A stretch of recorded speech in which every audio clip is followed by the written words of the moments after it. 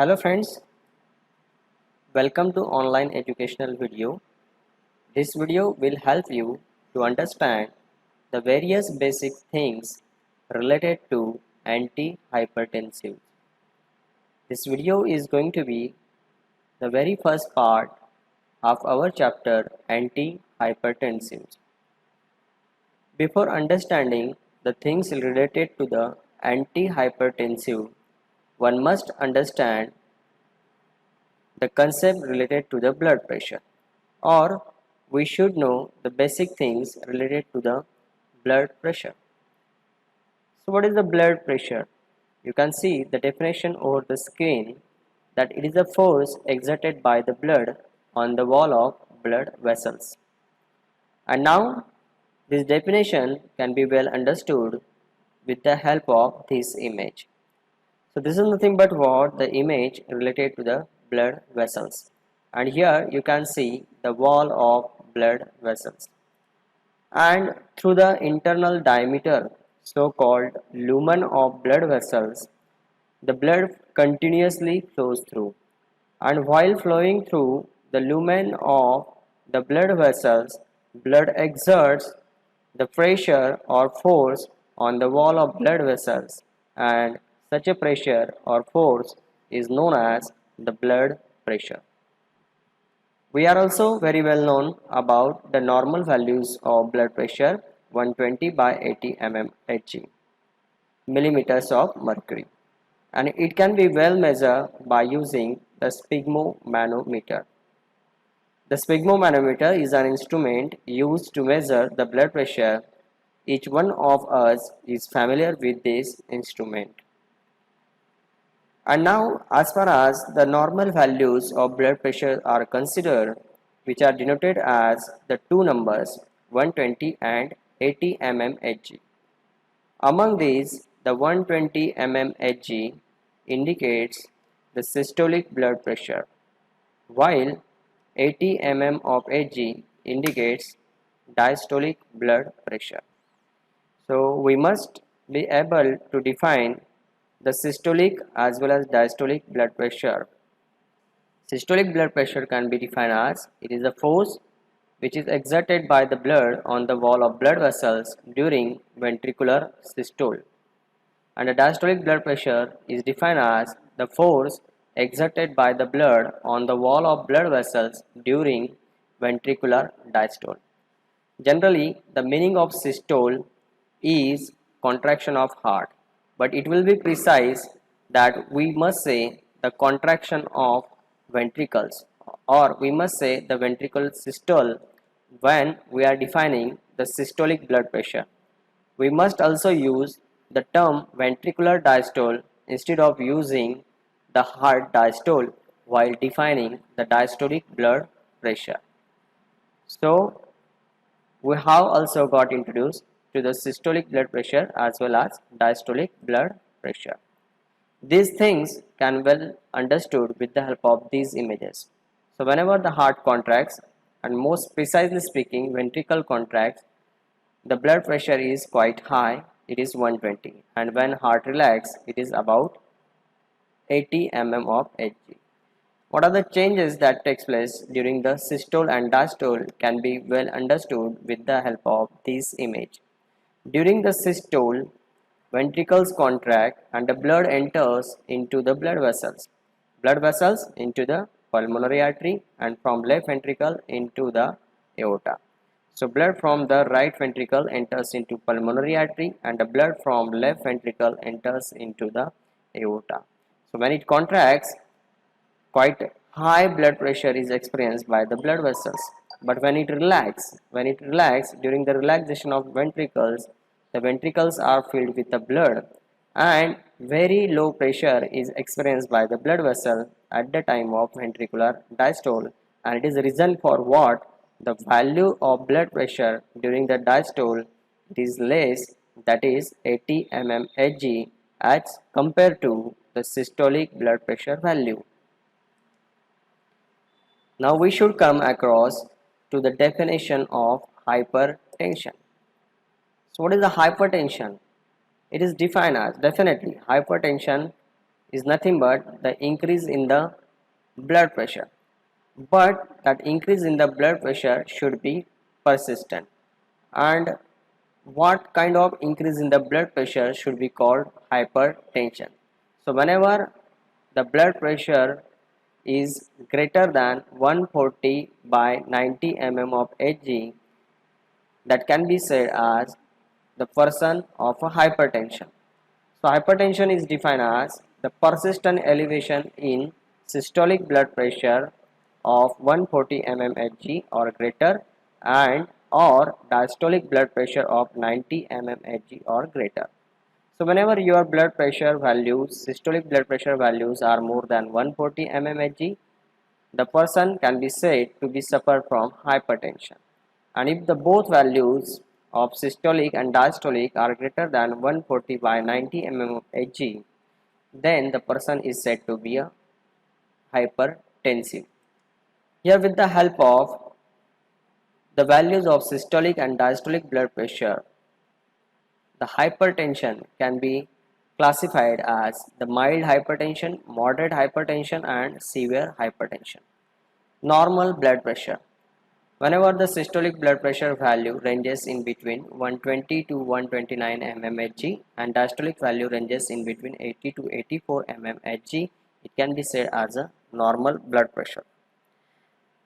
While the systolic blood pressure values in between 130 to 139 mmHg and diastolic blood pressure value in between 85 to 89 mmHg, it can be said the high normal blood pressure.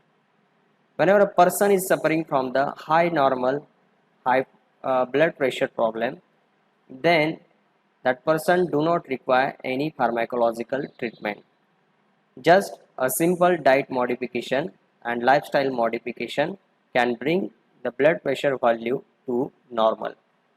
While the blood pressure, systolic blood pressure in between 140 to 159 and diastolic blood pressure in between 90 to 99 can be said as a mild hypertension. Here you need to start certain pharmacological treatment. You need to visit a physician. Moderate hypertension, a person with a systolic blood pressure in between 160 to 179 mmHg and diastolic blood pressure in between 100 to 110 mmHg can be said a moderate hypertension. While the systolic blood pressure more than 180 mmHg and diastolic blood pressure more than 110 mmHg indicates a person is suffering from severe hypertension. So again friends, before directly studying antihypertensive, we must be familiar with etiological factor. Based upon the etiological factors, the hypertension can be divided into two types. First one, primary or essential hypertension. 90 to 95% of the hypertension belongs to this class known as primary or essential hypertension. Primary or essential hypertension, it is the case in which the cause of the hypertension is not exactly known. So whenever the physician is unknown about the cause of hypertension, then that hypertension can be put under the category primary hypertension. The causes may be certain environmental factors, genetic factor, humoral mechanism, and insulin resistance. Definitely, all these factors we are going to discuss within this presentation. Genetic factors are those which we have received from our parents. So if we have received the genetic factor related to the hypertension from our parents, definitely we get hypertension. Secondary hypertension. The remaining 5 to 10% of the hypertensive patient belongs to a category known as secondary hypertension, where the cause of the hypertension is well known, and generally it is the consequences of a particular disease, or it is a consequences of the administration of the certain things. For example, whenever a person takes the certain drugs, that can also lead to the hypertension. Definitely we will study all the factors that can lead to the secondary hypertension in the next segment of our presentation. And whatever these diseases are there, or the administration of the drugs that lead to the secondary hypertension, they lead to the sodium and water retention, or they may either lead to the peripheral vasoconstriction.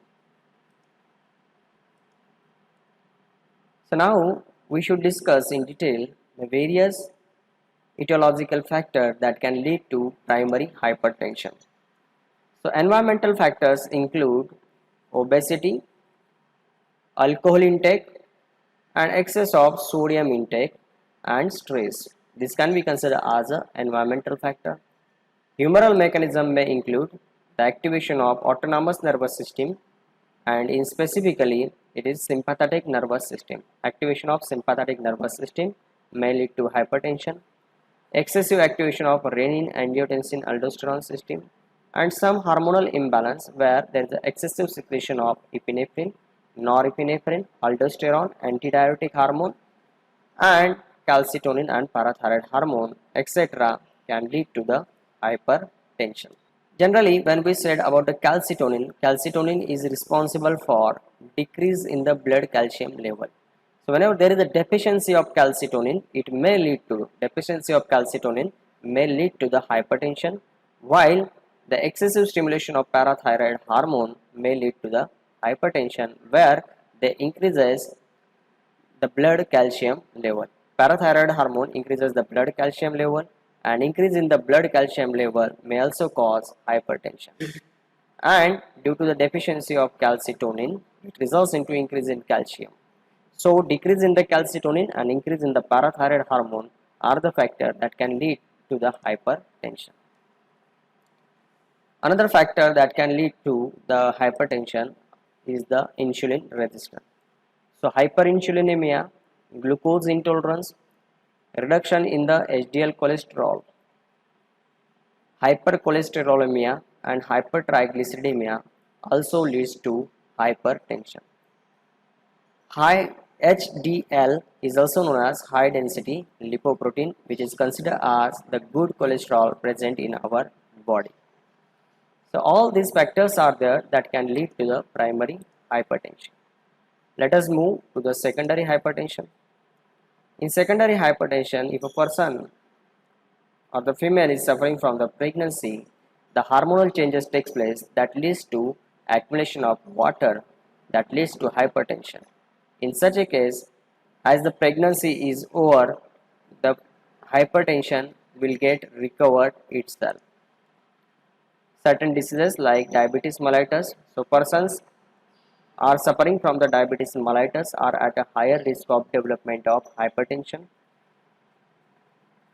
The persons with the certain renal diseases such as renal vascular disease, glomerulonephritis, and polycystic kidney disease, where the formation of kidney stones, the number of kidney stones formation results into obstruction in the urine formation.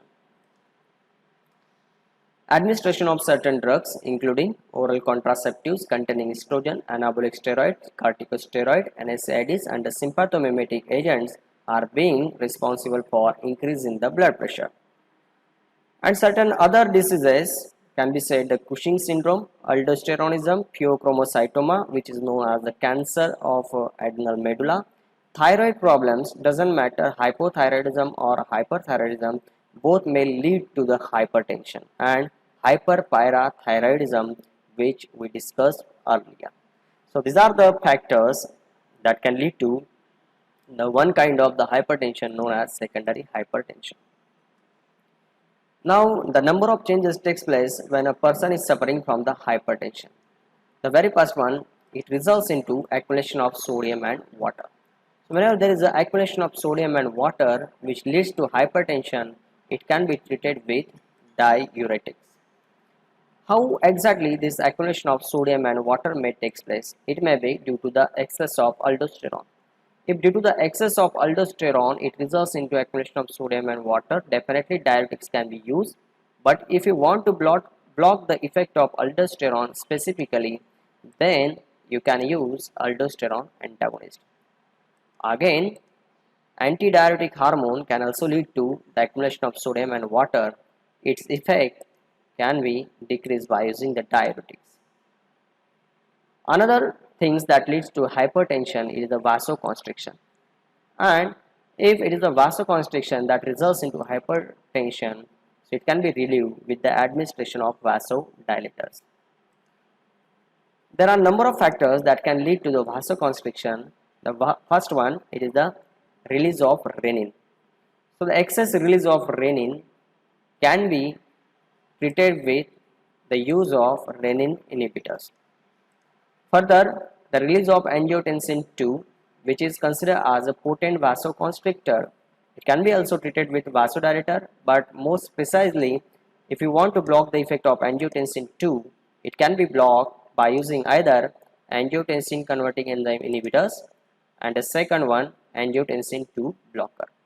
We are familiar with the angiotensin converting enzyme inhibitors, and this enzyme is responsible for the conversion of angiotensin 1 to the angiotensin 2.